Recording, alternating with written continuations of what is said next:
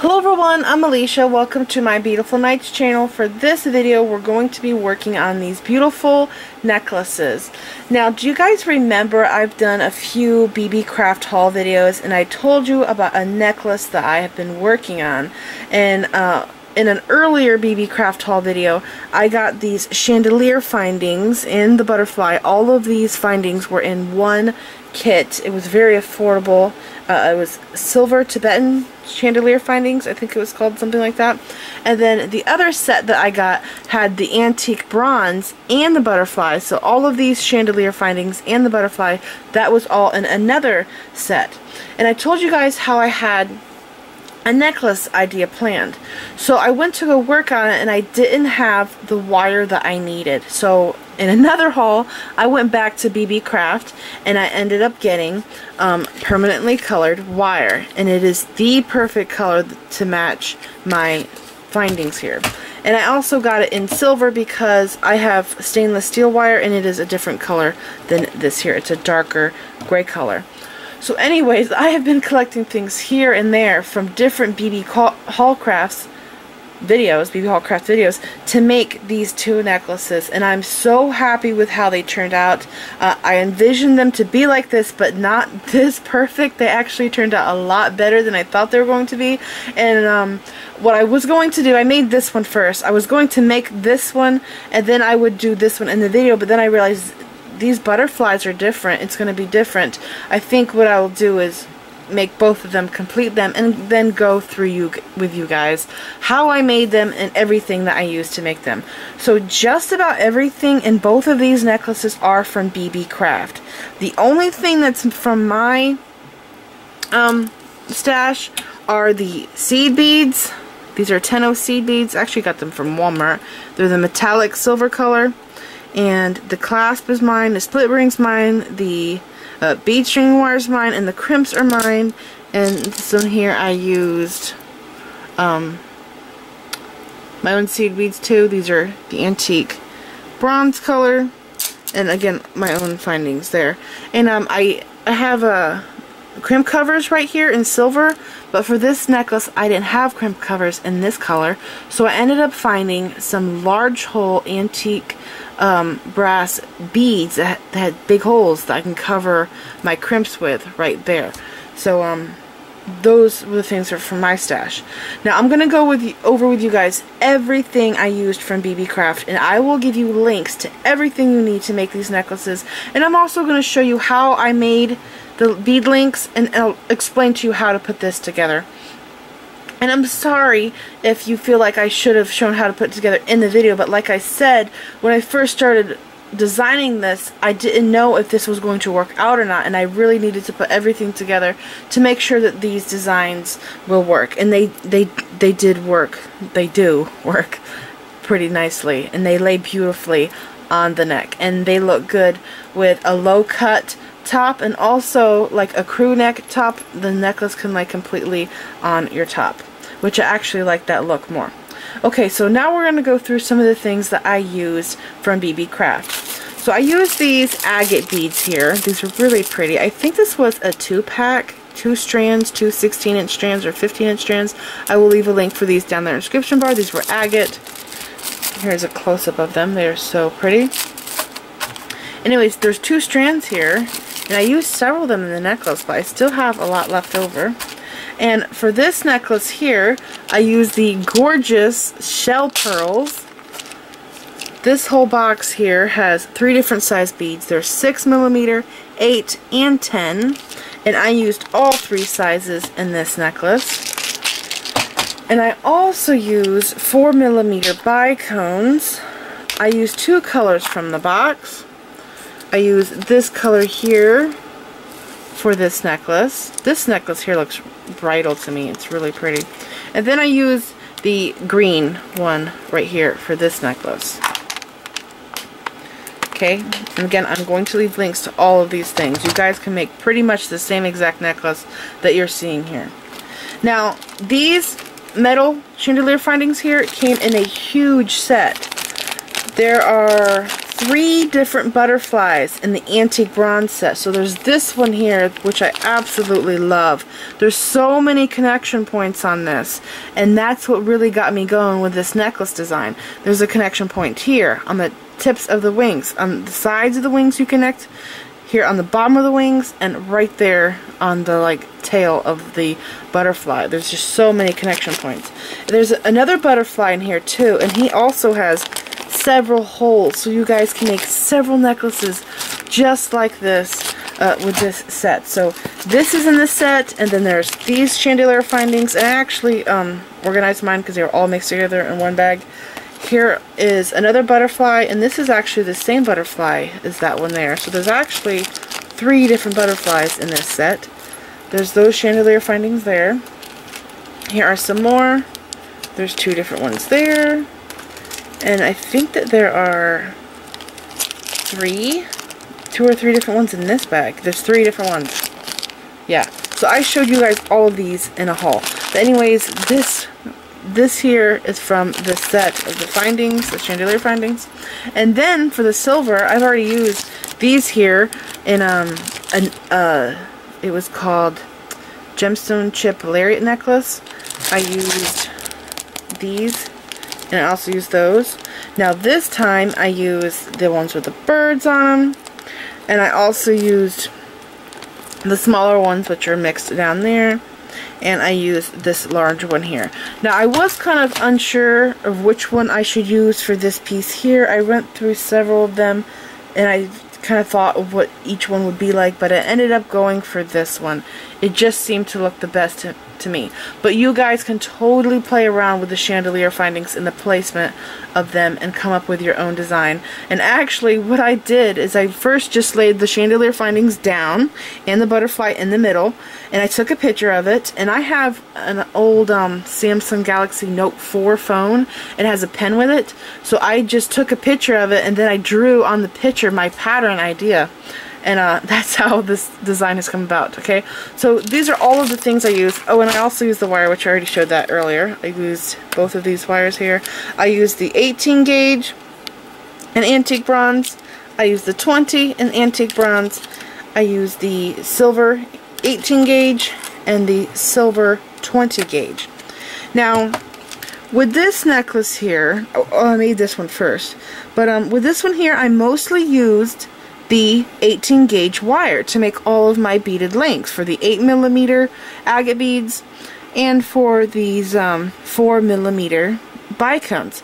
Now I did notice that some of the bicones would not go onto the 18 gauge wire, so I picked out all the ones that went onto the 18 gauge and I made my beaded links here. And then for the dangles, I just took the 20 gauge wire and I put the bicones that had smaller holes on the 20 gauge, and I made my little head pins here. And by the way, I made all of these connections with wire because I didn't have any antique brass head pins, and I thought I did in my stash. And I had just a couple, and I mean like a couple, of antique brass eye pins. And I have jump rings, but the color of them are different compared to this wire. So I actually ended up making all of my own findings from scratch for this necklace here. And I'm going to show you guys how to do this, okay? Now, this necklace here, this is very important. I have to tell you this.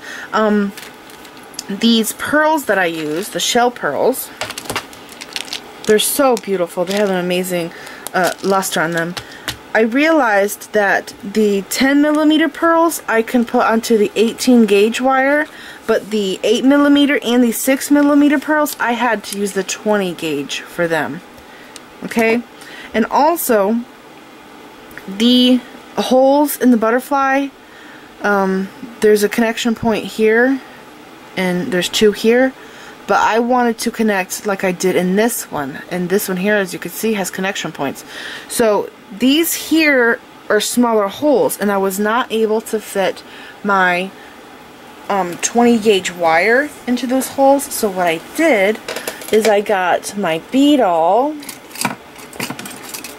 right here, or bead reamer, okay, and I just slightly made a little bit bigger opening right here in this, because it did not hurt at all, and I was able to put in 20 gauge wire jump rings. I made my own jump rings, and I'll show you guys how to do that, okay?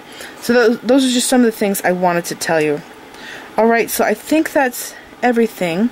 Oh, wait. One other thing. If you want, you can make wire bead links for the rest of the necklace.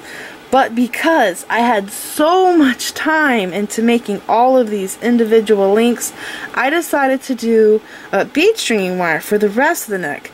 For two reasons. One, it's faster, and two, I like how it feels more around my neck, more than the beaded wire links, so I went with the bead stringing wire instead. So it's just up to you on what you want to do. You can do it the other way if you want, or you can do it like I did. And if you want, you could also do just chain. You could do like, here I have bead stringing wire, but you could do a couple wire bead links here, and then do the rest in chain if you have a chain that matches your findings. So now I'm going to show you how I made some of these beaded links and my own head pins and my own jump rings, and then I'll explain to you how I connected this together. Let's talk about the tools that I use to make these necklaces. So these are Mandrel pliers, also known as bail making pliers. These are the Wubbers name brand. These are round Mandrel pliers. These come in different shapes. There's triangle, rectangle, square. There's like half circle, whole bunch of different shapes, and they're coming out with more like all the time. But these are the ones that I truly care about because I use them more than anything else, and they're the only ones that I own. So anyways, these come in 5 different sizes. I believe this is the small, medium, large, extra large, and jumbo. To make my jump rings, I used this size right here, and this is the Mandrel I used. Now for the other tools you will need. Here are all the tools that I've used to make these necklaces. I'm using the medium size, I believe it to be, Mandrel plier. I'm also using chain nose pliers, round nose pliers, bent nose pliers, xuron flush cutter, and a crimping tool. Now this crimping tool is for crimping crimps, but I also use it to make jump rings, and I'm going to show you how. It's a pretty cool trick. I'm going to show you how to make a bead link, and by the way, I counted how many links I made, how many bead links I made of each size bead. I counted how many head pins I did, how many jump rings I made. For each necklace, I counted all the materials that you will have to make, and I will put all the information down there in the description bar. So if you want to know how many you'll need to make of each, just go down there and look and you'll see it. And I'll have it organized for how many I did for the silver necklace and how many I did for the bronze colored necklace. Okay, so now let's make a bead link. Now I did make these a little bit differently than regular bead links because of the 4mm bicones. When I was doing links with those, I realized that I couldn't make the loop and then bend the loop back. The bead didn't want to slide all the way down, and the bead would chip or crack. So this is how I do it. So I have my round nose pliers, okay, and I'm grabbing the wire about right here, and I make my loop. Okay, just like this. Now I turn this back just a little bit, okay? Just like that, not by much. And you can come back in here if that opens, you can close it with that. And also, I love to use, if your ring opens, I love to use the crimping tool. And I go like this to close my loop up, okay? Now I'm bringing this bead down. And by the way, because I made so many of these, I did string a whole bunch of beads onto the wire, and I was just making link after link, okay? Now I'm going to make a link on the other side. So do you see how it's cut on this side? I'm going to do it the opposite on the other side. So this side's cut, so I'm going to bend my wire in the opposite direction. This direction, okay? So now this gets cut and it's folded over. So there's a cut on this side and a cut on that side. Now you need your loops to stay parallel, side by side. You don't want one to be going one way and one to be going the other way. For this necklace, because of how it's made with the chandelier findings and butterfly, you have to have your bead links like this, okay? So now I'm going to cut my wire just like that. And then I'm going to roll in this here, and I might have cut too much, or it's just right. Let's see. Mine's just right. Okay. Sometimes I cut too much, and sometimes I'm wrong. It's just right. So now I have this. So as you can see, I didn't bend this back because with the 18 gauge wire and the 4mm bicones, if this here was bent back to make it look straight on each end, it would chip and crack the bicones. Now I could use 20 gauge, but I just found that I liked my links more like this. I just kept making them like this, and it was working out so nicely. And I kind of feel like this loop here is less likely to open. Now if you look at it from this side, you can see that my links aren't perfectly straight, so I just grab my pliers and I grab my loops like this, and I just bend them until they are going straight. And there we go. Our first beaded link is made. And again, I will have down the description bar how many you will have to make for each necklace. Now I'm going to show you how to make your own head pin. This is great. If you don't have head pins in your stash in the color you need, like I have a problem with, this is a great alternative. Now I'm going to show you how to make the head pins, and these here look more like eye pins. I did make the loops bigger on these. So these were the first ones I made, that's why they look like that. And as I went, I figured out how to close them up smaller so they look more like head pins. Those there are smaller. Now you will have to play around with your wire and see what gauge wire fits your beads best. I did like using the 18 gauge as much as I could because it's stronger and more durable because it's a thicker wire, and I also like the look of it more. The 10mm pearl I was able to do 18 gauge, but the smaller pearls I had to do 20, and I had to do 20 gauge on that too. This here is all 18 gauge, and these here are all 20 gauge wire. So I am using the 20 gauge wire right now, and I have my bead on here, and I'm going to start with my chain nose pliers. I'm going to grab the end of my wire with the chain nose right at the tip of my chain nose, and I'm just going to fold this wire over. I try to get as little as the amount of wire as I can, because I want this to be as small as it can possibly be. So I'm just bending this over like that. Okay, there it is. And then I come in here with my crimping tool, and I use that little notch right there to close this like that. Okay, now this is not straight, so I grab it like this, and I just bend the wire like that, and here is my head pin. Okay, now I'm going to come in here and make sure this is all straight and flat, because I have to bring my bead down, and I do not want this to crack on me. I think I cracked 2 bicones, which wasn't bad, and I did one on each necklace. I cracked a green one on the one necklace, and the gray colored one I cracked on the other necklace. It was kind of strange how that worked out like that. But anyways, I have my bead here, as you can see. So now my loop, I want this to be seen in the front because it is decorative. So I'm going to come in from the side like this, and I'm going to bend my wire. Okay, and then I'm going to come in here and I'm going to cut my wire. Now I did like doing a tiny loop on these little head pins. Okay, and then I just fold this over and I adjusted it as I went. Okay. And there we go. And then again, just like I did earlier, I held it like this, and this one I want to be in this direction. Okay.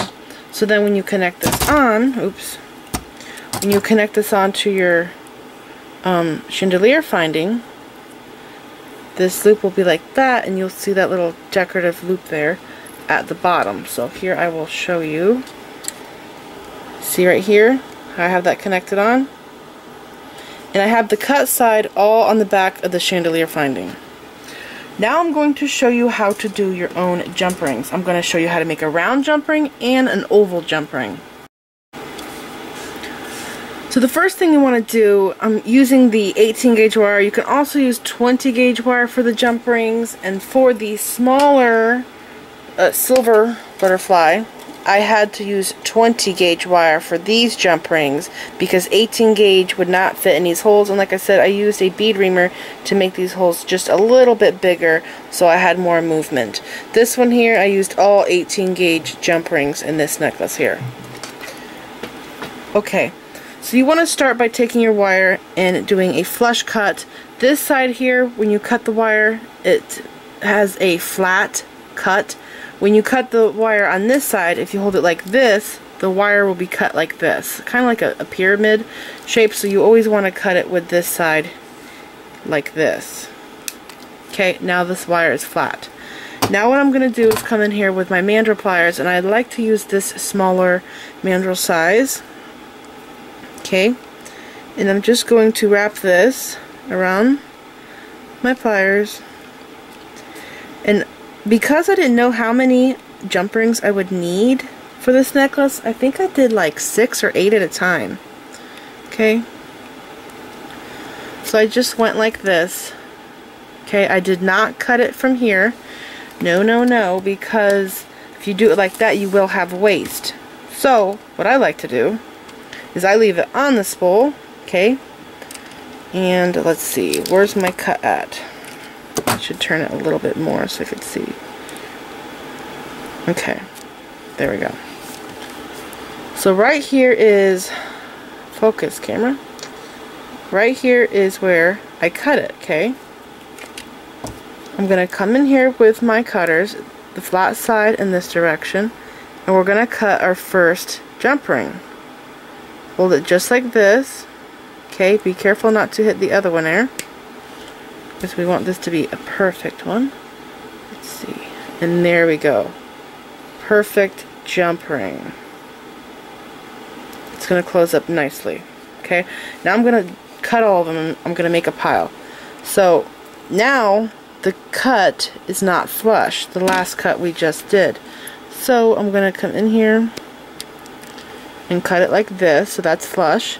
And now I have to turn the cutters this direction. Okay. And then I'm going to cut the next one. It's kind of hard to see with the camera in front of my face. There's the next one. And I'm just going to do all of them. And again, I have to remember to turn my cutters to get a flush cut. And then I'm going to turn it this way. And there is my second cut, and there we go, another perfect jump ring. Okay, I have to cut this again. Turn them.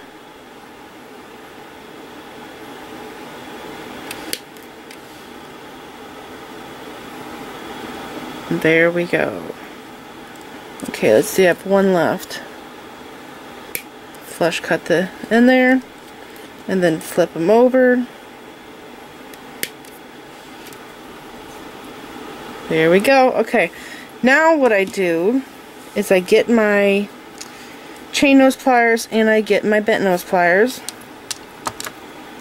Okay, and my jump rings are open, so I need to come in here and I need to close them. In order to close them, I just grab the pliers like this and I wiggle them into each other. Okay, and now they are closed. And look at how flush that cut is. It looks great. Now, some connections in the necklace, I did want a round jump ring, but in other places I found an oval jump ring to be better. Now, oval jump rings are more secure because of how they're shaped. The opening is on the side instead of at the end, like a chain is, so it's less likely to open. So I'm going to show you real quick. On this necklace right here, I used 2 round jump rings on the butterfly and then the one above the butterfly. Now, the jump ring that's right here, that's connected to the link, that one is oval, and this one's oval. So it's these two here that you want to be round because they have to spin this direction and spin that direction. These jump rings here do not have to spin, they can be oval. I used all oval jump rings here on the chandelier findings. These here are oval, those are oval, oval, oval. All the jump rings on the butterfly are oval. Like I said, I used 20 gauge for this butterfly. And this necklace here, these are oval, oval. On this part here, I used round, just like on the other necklace. So they're pretty much the same. These here are oval, oval connections, oval. So it's just basically this spot right here where you want 2 round jump rings connecting to your butterfly. Okay? Now I'm going to show you how to make an oval jump ring. So after you cut all your jump rings and you close them up, you have to meet them up so they close into a perfect circle. Look how perfect that jump ring is. Now what you want to do is take the crimp tool and you want to find the opening of your jump ring. And this one is so perfect that I can actually barely see it. Okay, there it is. I see it right there. Right here is the opening. Okay, I'm going to come in here with my crimp tool and I'm going to line it up so that the cut side is on the side of my plier, just like this. Okay, and then I'm going to squeeze it and I'm going to make an oval shaped jump ring. And I squeeze it very slowly because if you squeeze it too hard you'll just mess it up, and too fast you want to do it slow. And there we go. We have a perfect oval jump ring. So that is how you make jump rings, and that is how you make oval jump rings. Alright, so now I'm going to talk about how I connected this together. And what I did is I actually took and connected these links here to these, and then I put the string that these beads came on, I put on the holes, and then I put it onto this necklace display, and I stood this up and I just put it together on this board because it made it so much easier for me. But if you don't have one of those, you could just do it on your bead bed. So here is how I did it. So on my chandelier finding, all of these here are oval jump rings. You have to have those there because it really helps with the movement and how this lays. When you move a lot, it's just going to lay perfectly on your neck. So you have to have your oval jump rings here, okay? And on both sides. So in the first strand, or first bead links I did, I have a 4mm bicone. And by the way, I only have 2 different size beads in this entire necklace. I have 8mm round and 4mm bicone. So first is the 4mm bicone, and then I connected 3 8mm rounds and then the 4mm bicone. And you have to pay attention to the direction that your links are going. You want them so this jump ring's going this way, so then this one's flat, and then this one's standing up, and then this one here has to be flat, this one stands up, this one's flat, and that's standing up. You have to pay attention to the direction there, okay? And then I have my jump ring, oval jump ring, and then I have 3 bicones connected to an oval jump ring, and then my 2 round jump rings, which are connected to my butterfly. You have to have it like this here because you need the movement for your butterfly. And then over here, I have the same thing repeated, okay? The oval jump ring, 3 bicones, oval jump ring connected to my round jump rings. And then in the next section, I have my oval jump ring, my 8mm bead link, oval jump ring, and then I repeat that over here. And then in the next area, I have my oval jump ring again, 4mm bicone, 8mm bead, 4mm bicone and jump ring, and I repeat that over here. And then I have oval jump ring again, 4mm bicone, 1, 2, 3, 8mm beads, and my 4mm bead here, okay? And you can see on the butterfly where I connected them at. So these here are not actually connection points, but because it was an open area, I was able to connect to it. And so I did, okay? Now let's look down here at this area.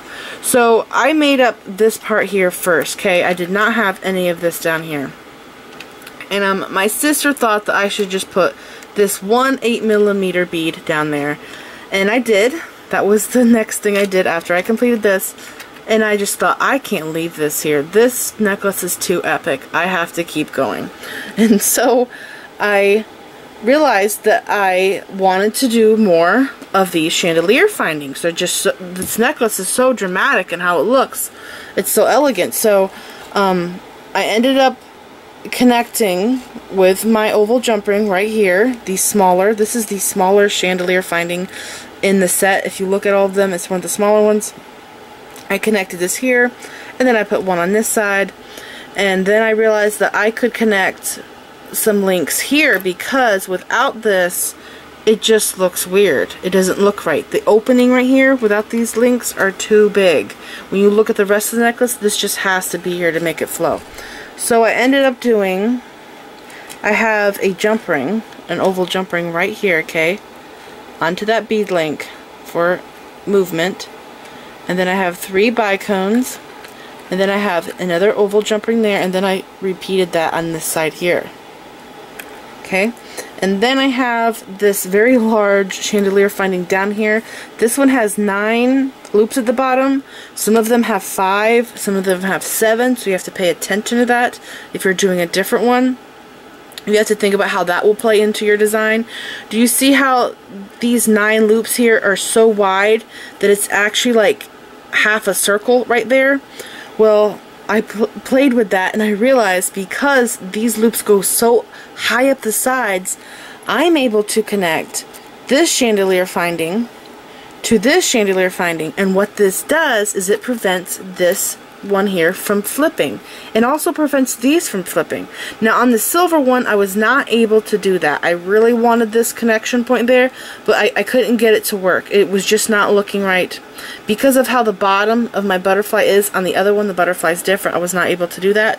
But adding this right here will prevent these 3 chandelier findings from flipping over and seeing the back. So this connection was really good.